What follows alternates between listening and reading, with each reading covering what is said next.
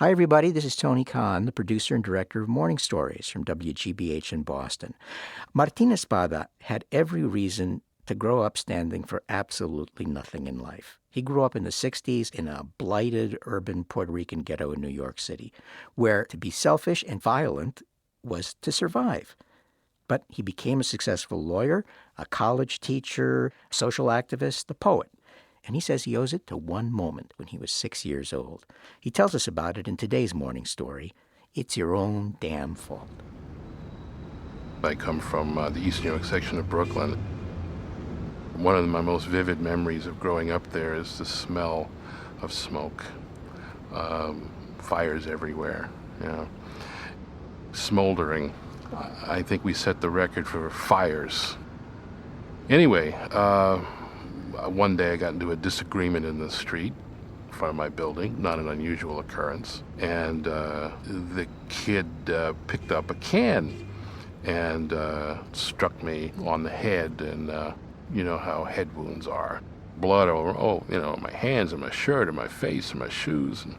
And when I got up to the floor where I lived, my father was gone. So I started banging on every door in the hallway. Televisions blaring away. These were my neighbors. These were people I knew or thought I knew. Looking through that peephole that they have in those doors and seeing this kid screaming for help and bleeding and pounding on the door, and none of the doors opened. I felt like a victim, losing a fight in the street. It's a shame. If you were dumb enough to duck and still get hit by that can, it's your own damn fault. No, it's your own fault. You're just stupid, careless. Next time you won't turn your back. Next time you won't trust that person, whatever. Yeah. That was a very long time ago. But that's how I remember it. From behind each door, the sound, the Vietnam War. What's the hardest part of it? Not knowing where they are, that's the worst. You lost any friends? When I went back to those projects many years later, I walked down that same hallway and I listened, and damn it, it was the Iraq War. According to the count from the morgue in Baghdad, 1,400 There's still a war on television. In Iraq, 1,300 died in March and more than 1,000 in January. The cycle of violence. Things change, but they don't change. Well, John Voss joins us live. I went to the window there at the back, and I sat by the window. I can remember something that happened. I couldn't have been more than 7 or 8 years old. In those same projects, there was a sound of screaming, and we looked out the window. We could see a large man beating a small man in the street. And my father just walked out the door and went down into the street to stop that fight. I was in the apartment looking out the window. My mother called the police, and of course, the police didn't show up. I was aware that there were reasons why people did not intervene, because there was always a possibility that the peacemaker would be killed. Of the thousands of people who saw or heard that screaming, he was the only one who stepped forward. Where that courage comes from, I don't know. What is it? It's the knowledge that doing the right thing is paramount, and that if you don't do the right thing, you are not the person you say you are.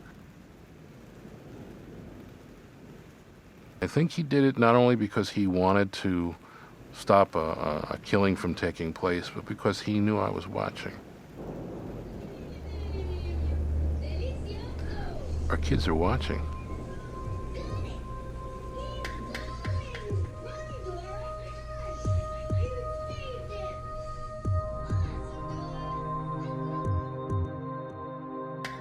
Today's morning story from Martin Espada, It's Your Own Damn Fault. I'm here in the studio with Gary Mott. Gary, Martin told me that His father explained to him a few years later that he was a very political guy and that, he participated in a lot of social causes. And that's when Martin got it in his head what kind of a man his father was. But 2 years earlier, I think he got it in his heart, the kind of man that his father was. And those formative moments, boy, they're just amazing. Takes me back to my days on the west side of Chicago when I was a school bus driver. Talk about mean streets. We pulled up to a stoplight, and on the corner, there's a group of people, probably 50, 75 people. A group of men start beating on this young girl.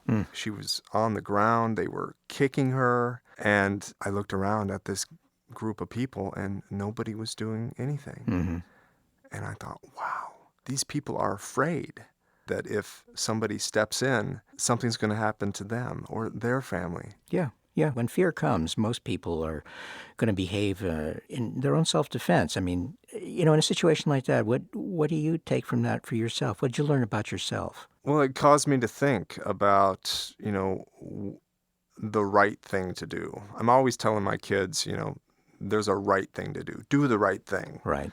It wasn't long after this that a fight broke out on my bus. A large kid and a smaller kid, tough as nails, of course. I pried them apart, and I won a degree of respect. The bus driver. Yeah, and I was white. Yeah. Didn't have the example of somebody who knew how to break up a fight. Exactly. Yeah. I know that the moments when I felt what the right thing was in me, it was because I saw somebody else do it. I'll never forget the day that my own mother, who I regarded as a kind of distant, unemotional woman, happened to be in the hospital because her own father had just had a stroke. And we were all very worried. And all of a sudden, in the same hospital, this woman starts shrieking like a crazy woman and stumbling down the hall. Nobody knows her or what happened. And my mother walked right into the hallway in front of this woman who was coming right at her and embraced her. And the woman hugged her back and just wept. And it turns out that she had lost her husband because of some catastrophic thing that had happened to him in the hospital. My mother didn't know her. All she knew was the right thing to do was to comfort somebody. And I saw something about the right thing to do at that moment that I never forgot.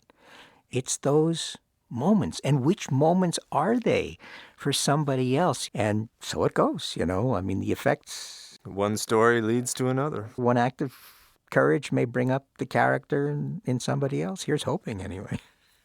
What else do we hope for? Well, it's coming, Gary. Continued support from Ipswitch. Ipswitch, a leader in file transfer software, and our sponsors for almost 2 years on this podcast.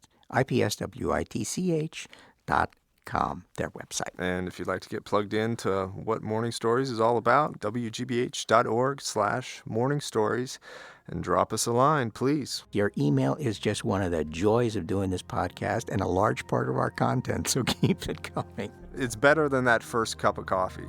Take care. Our kids are watching.